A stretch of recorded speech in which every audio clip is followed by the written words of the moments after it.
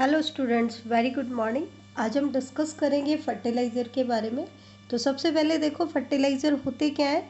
ये chemical formulations होती हैं जिनको कमर्शियली प्रोड्यूस किया जाता है ताकि हम किसी भी क्रॉप प्लांट को न्यूट्रिएंट्स की सप्लाई कर सकें। इसी में एक वर्ड आता है कंप्लीट फर्टिलाइज़र। कंप्लीट फर्टिलाइज़र किसे कहते हैं? जैसा कि आपको पता है, 3 न्यूट्रिएंट्स ऐसे हैं जो प्लांट के लिए क्रिटिकल एलिमेंट्स की कैटेगरी में आते हैं।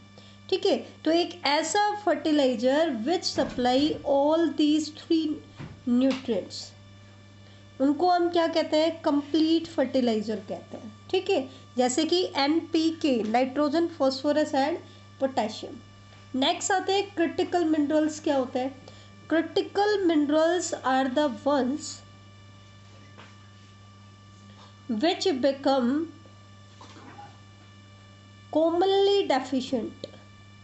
जो कॉमनली क्या हो जाते हैं? डेफिशिएंट हो जाते हैं, उनको हम क्या कहते हैं? क्रिटिकल एलिमेंट कहते हैं, जो जर्नली प्लांट में डेफिशिएंट हो जाते हैं। जैसे कि हमने कहा NPK, nitrogen, phosphorus and potassium. अब फर्टिलाइज़र को हम 3 कैटेगरी में डिवाइड करेंगे on the basis of critical element, कि वो कौन सा क्रिटिकल एलिमेंट सप्लाई करते हैं। उसके बेसिस पर हम इनको बेसिकली, वैसे तो 3 कैटेगरी में डिवाइड करते हैं, नाइट्रोजिनस, फॉस्फेटिक और पोटासिक। लेकिन एक और कैटेगरी आती है कॉम्प्लेक्स। ये क्या होते हैं? देखो, नाइट्रोजिनस फर्टिलाइज़र, हम उन फर्टिलाइजर्स को कहते हैं which supply nitrogen to the crop plant. ठीक है, मीन आते हैं इसके एग्जाम्पल। तो ऐसे कौन से फर्टिलाइज़र हैं जो क्रॉप प्लांट को नाइट्रोजन प्रोवाइड करेंगे? एक तो होता है अमोनियम सल्फेट,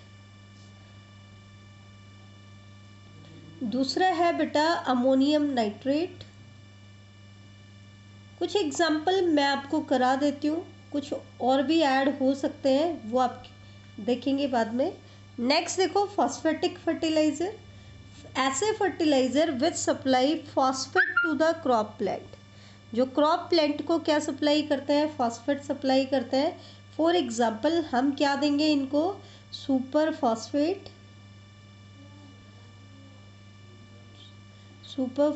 ये भी क्या देता है? फॉस्फेट प्रोवाइड करता है प्लांट को। ऐसे ही डाई कैल्शियम फॉस्फेट वाली जो फॉर्मुलेशन है वो भी हम यूज़ करते हैं फॉस्फेट प्रोवाइड करने के लिए। पोटासिक किसे कहते हैं? पोटासिक फर्टिलाइज़र वो फर्टिलाइज़र होते हैं जो क्रॉप प्लांट को पोटेशियम सप्लाई करते हैं। क्या सप्लाई करेंगे? पोटेशियम सप्लाई करेंगे। ठीक है, for example potassium sulphate. Example क्या हो जाएगा? Potassium sulphate. नेक्स्ट आते हैं कॉम्प्लेक्स फर्टिलाइज़र। ऐसे फर्टिलाइज़र जो प्लांट को 2 या 2 से ज़्यादा न्यूट्रिएंट्स को सप्लाई करते हैं, उनको हम क्या कहते हैं? कॉम्प्लेक्स फर्टिलाइज़र कहते हैं। जैसे कि हमने कहा अमोनियम सल्फेट, तो ये क्या देगा? नाइट्रोजन भी देगा और सल्फर भी देगा। ठीक है, इसी तरीके से दूसरा एग्जाम्पल आ जाता है अमोनियम फॉस्फेट।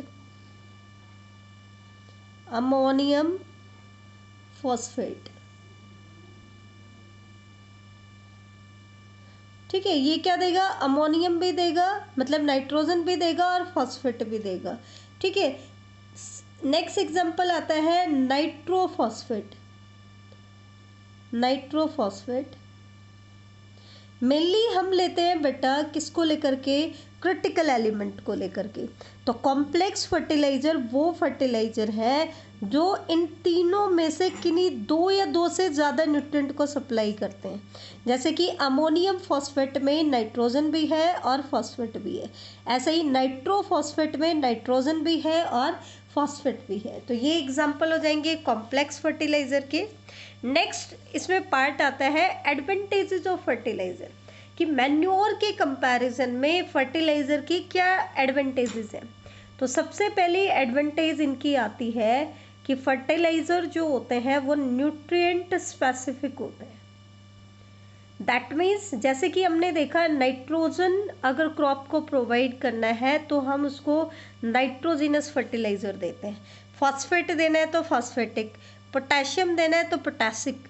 ऐसे करते हैं ना, तो वो एक स्पेसिफिक न्यूट्रिएंट को सप्लाई करते हैं सोइल को। तो सोइल जिस भी न्यूट्रिएंट में डेफिशिएंट होती है, सोइल को हम वही न्यूट्रिएंट सप्लाई कर देते हैं, ठीक है। दूसरा क्या है, दे आर कॉम्पैक्ट, ये कॉम्पैक्ट होते हैं। इसका मतलब so that they can be easily stored, उनको हम आसानी से स्टोर कर सकते हैं, एंड ट्रांसपोर्ट, और ट्रांसपोर्ट कर सकते हैं, ठीक है। नेक्स्ट पॉइंट, क्योंकि ये कॉम्पैक्ट होते हैं तो इसकी वजह से they are required in very small amount, ये बहुत स्मॉल अमाउंट में रिक्वायर्ड होते हैं, कम क्वांटिटी में काम चल जाता है क्योंकि ये कॉम्पैक्ट होते हैं, ठीक है। नेक्स्ट क्या है, क्योंकि ये वाटर में सोल्यूबल होते हैं, soluble in water, so they are readily absorbed by soil, soil से इनको प्लांट रेडिली एब्जॉर्ब कर लेता है, इजीली एब्जॉर्ब कर लेता है, ठीक है। नेक्स्ट क्या है इनकी, they should be available through out the year, through out year आपको अवेलेबल हो सकते हैं, क्योंकि ये तो हम केमिकल फॉर्मुलेशंस बनाते हैं, इसके लिए हमें वेस्ट मैटर की ज़रूरत नहीं होती, डीकम्पोजिशन की ज़रूरत नहीं होती, कमर्शियली इनको प्रोड्यूस किया जाता है, तो थ्रू आउट ईयर अवेलेबल हो जाते हैं। नेक्स्ट इसकी एडवांटेज क्या है, they increase the yield of the crop, crop की क्या बढ़ाते हैं, यील्ड बढ़ाते हैं, ठीक है। एक्चुअली देखा जाए तो they are use to ensure good vegetative growth, good vegetative growth के लिए इनको यूज़ किया जाता है, ये इंश्योर करते हैं, दैट मीन्स अच्छे लीव्स, ब्रांचेज और फ्लावर्स की प्रोडक्शन कराते हैं।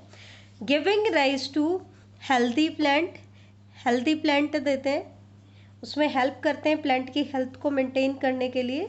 Giving rise to healthy plant, जैसे कि बेटा हमें कहा जाता है कि अगर हम हेल्दी डाइट लेते हैं तो हम भी हेल्दी रहते हैं, ठीक है। मतलब एक पर्टिकुलर न्यूट्रिएंट स्पेसिफिक डाइट लेते हैं तो हम भी हेल्दी रहते हैं, तो वैसे ही प्लांट में भी होता है।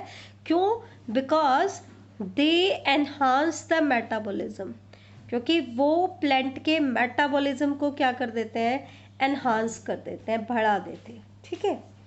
Fertiliser are a factor in the higher yield of high cost farming, जो हाई कॉस्ट फार्मिंग का जो कॉन्सेप्ट है, जहाँ पर हाई कॉस्ट फार्मिंग यूज़ की जाती है, वहाँ पर फर्टिलाइज़र एक फैक्टर के तौर पर यूज़ किया जाता है, क्योंकि फर्टिलाइज़र कॉस्टली होते हैं, हालांकि इनके बहुत सारे बेनिफिट हैं, ठीक है। अब हम नेक्स्ट लेते हैं एप्लीकेशन ऑफ फर्टिलाइज़र और केयर टू बी टेकन, क्या एप्लीकेशन है फर्टिलाइज़र की और हमें क्या केयर रखनी चाहिए। तो सबसे पहली चीज़ तो केयर क्या रखनी चाहिए कि फर्टिलाइज़र को हमें एक प्रॉपर डोज में देना चाहिए, क्योंकि ये केमिकल फॉर्मुलेशंस हैं, अगर हमने ज़्यादा डोज दी या कम डोज दी तो दोनों ही हार्मफुल होती हैं। प्रॉपर टाइम पे देना चाहिए, और इसके अलावा हमें ऑब्जर्व करना चाहिए या ध्यान रखना चाहिए, observing pre and post application precaution, post application precautions, fertiliser देने से पहले भी हमें कुछ प्रिकॉशंस लेनी होती हैं, और फर्टिलाइज़र देने के बाद भी, तो उनको भी हमें अच्छे से फॉलो करना चाहिए ताकि उनका कंप्लीट यूटिलाइजेशन हो जाए। पोस्ट क्यों बेटा, कई बार क्या होता है, अगर हमने फर्टिलाइज़र डाल दिया और उसके बाद बहुत ज़्यादा पानी हम डाल देते हैं, तो उसकी वजह से जो फर्टिलाइज़र्स होते हैं वो वॉश आउट हो जाते हैं। तो ध्यान रहे, पोस्ट एप्लीकेशन प्रिकॉशन क्या लेनी है कि एक्सेसिव इरिगेशन हमें नहीं करना है। क्या नहीं करना है? एक्सेसिव इरिगेशन नहीं करना है, ठीक है। कब तक नहीं करना है? जब तक कि ये फर्टिलाइज़र प्लांट इनको कम्प्लीटली यूटिलाइज, कम्प्लीटली एब्जॉर्ब ना कर ले, ठीक है। अगर हमने एक्सेसिव इरिगेशन किया तो क्या होगा, फर्टिलाइज़र वॉश्ड अवे हो जाएंगे और ये कहीं ना कहीं वाटर पोल्यूशन कॉज करेंगे। क्या कॉज करेंगे? वाटर पोल्यूशन कॉज करेंगे। अब ना नेक्स्ट आता है डिसएडवांटेजेस ऑफ फर्टिलाइज़र। क्या आती है? ये तो हमने देखा इसकी कैसे अप्लाई करना है, उसको क्या केयर करनी है। अब आता है डिसएडवांटेजेस। ठीक है, तो कंटिन्यूस यूज ऑफ फर्टिलाइज़र, अगर हम लगातार किसी भी क्रॉप फील्ड में कंटिन्यूसली किसको यूज़ करते हैं? फर्टिलाइज़र को यूज़ करते हैं। तो continuous use of fertiliser in an area can destroy soil fertility। वो सोइल की फर्टिलिटी को क्या कर देता है? डिस्ट्रॉय कर देता है। ऐसा क्यों? इसका कारण क्या है? क्योंकि बेटा फर्टिलाइजर सिर्फ न्यूट्रिएंट सप्लाई करते हैं। क्या सप्लाई करते हैं? न्यूट्रिएंट्स। ये कोई भी ऑर्गेनिक मैटर ऐड नहीं करते हैं। जैसे कि मैन्योर क्या कर रहे थे? ऑर्गेनिक मैटर ज़्यादा सप्लाई कर रहे थे, जिसकी हेल्प से सोइल की स्ट्रक्चर मेंटेन रह रही थी।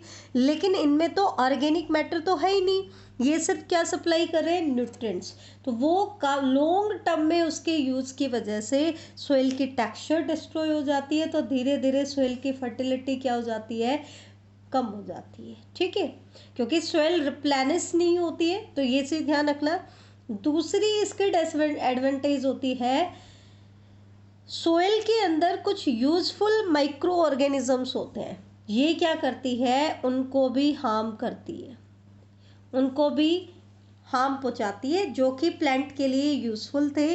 जैसे कि जो प्लांट की नाइट्रोजन फिक्सेशन में हेल्प करते हैं। बहुत सारे यूज़फुल माइक्रोब्स होते हैं सोइल के अंदर। अगर हमने सोइल में फर्टिलाइज़र डाला तो ये जो यूज़फुल माइक्रो ऑर्गेनिजम्स हैं, जो प्लांट के लिए यूज़फुल है, वो भी हार्म होते हैं। ठीक है, नेक्स्ट क्या है?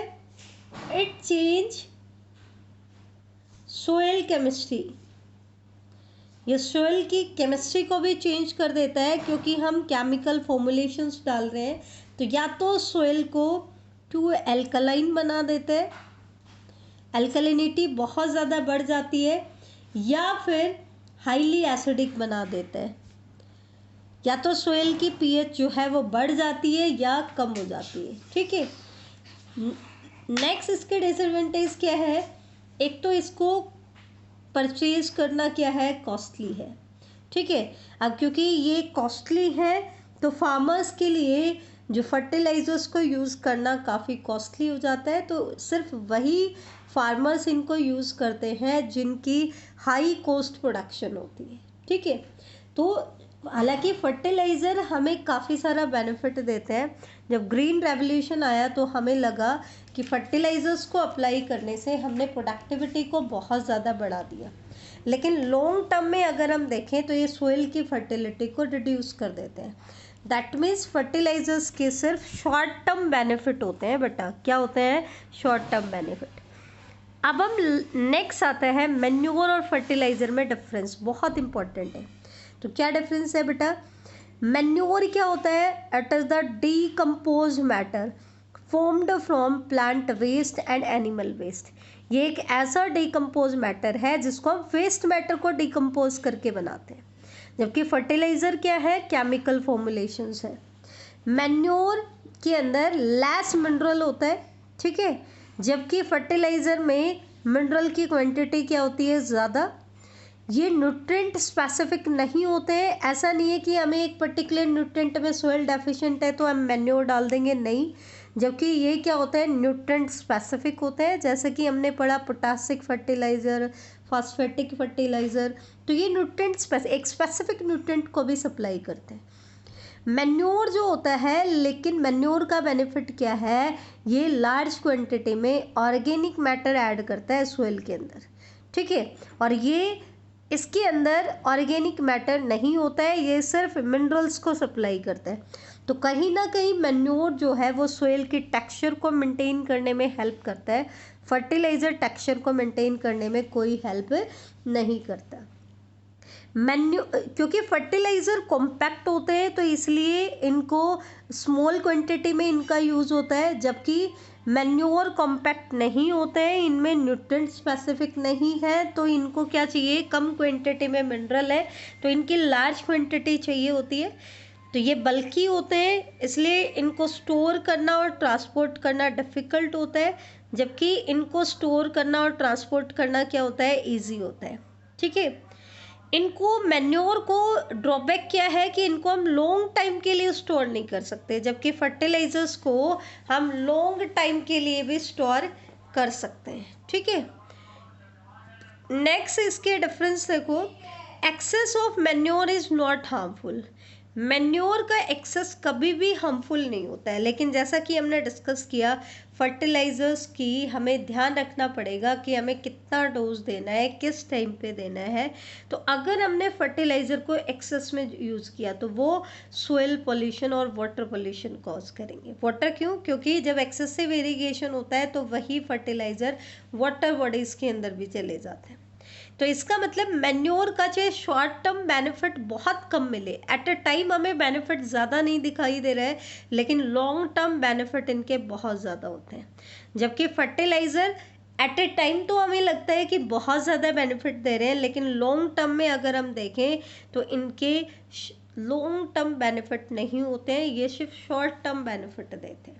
तो ये था बेटा आपका डिफरेंस किसके अंदर, मैन्योर और फर्टिलाइज़र के अंदर। ठीक है, इसके बाद दो टर्म और देख लो, एक टर्म आता है बायो फर्टिलाइज़र और दूसरा टर्म आता है आपका बायो पेस्टिसाइड।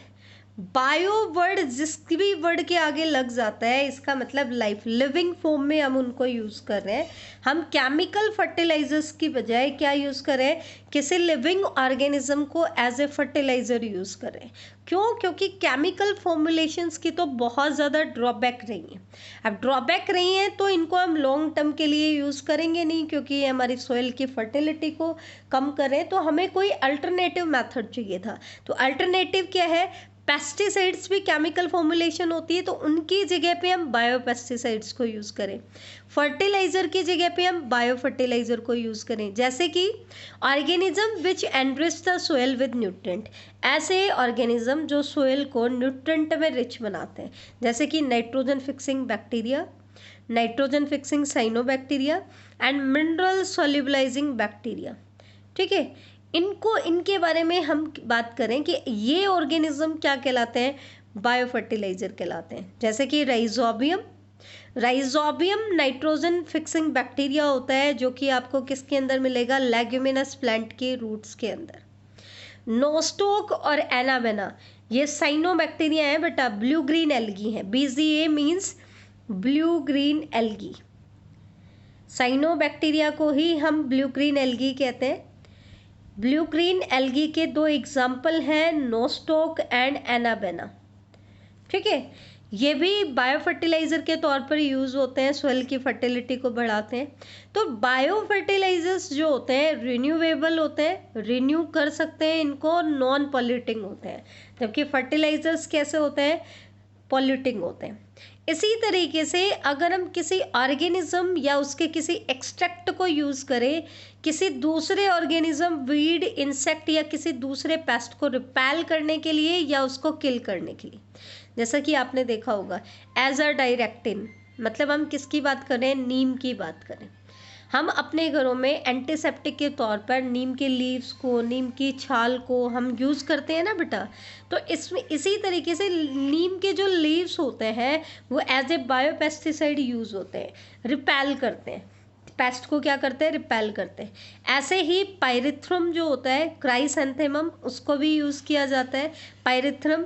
ठीक है, थ्यूरियोसाइड्स जो होते हैं बैक्टीरिया बैसिलस थ्यूरिंजिएंसिस से ऑब्टेन होते हैं। ये भी क्या होते हैं बेटा, बीटी कॉटन आपने बहुत कॉमनली सुना होगा, पहले भी हमने डिस्कस किया था जेनेटिक इंजीनियरिंग में कि बीटी कॉटन मतलब बैसिलस थ्यूरिंजिएंसिस का जो इंसेक्ट रेजिस्टेंट जीन था वो हमने एक होस्ट प्लांट में ट्रांसफ़र कर दिया था। तो वो तो जेनेटिक इंजीनियरिंग थी। यहाँ पर हम क्या कर रहे हैं, उसका कोई एक्सट्रैक्ट यूज़ कर रहे हैं जो कि इंसेक्ट को, पेस्ट को क्या करेगा, रिपेल करेगा, किल करेगा। तो ये सारी फॉर्मुलेशंस क्या कहलाते हैं, ये ऑर्गेनिजम्स क्या कहलाते हैं, बायोपेस्टिसाइड कहलाते हैं। ठीक है, तो ये आज का हमारा टॉपिक था। नेक्स्ट लेक्चर में बेटा हम इसके आगे का डिस्कस करेंगे। प्लीज़ ये मैन्योर और फर्टिलाइज़र का टॉपिक इम्पॉर्टेंट है, इसको आप अच्छे से रिवाइज करें, जितना रिवीजन हो सकता है रिवीजन करें, और उसके बाद बेटा नोट्स बना के इसको अच्छे से नोट डाउन करें। ठीक है, थैंक यू बेटा।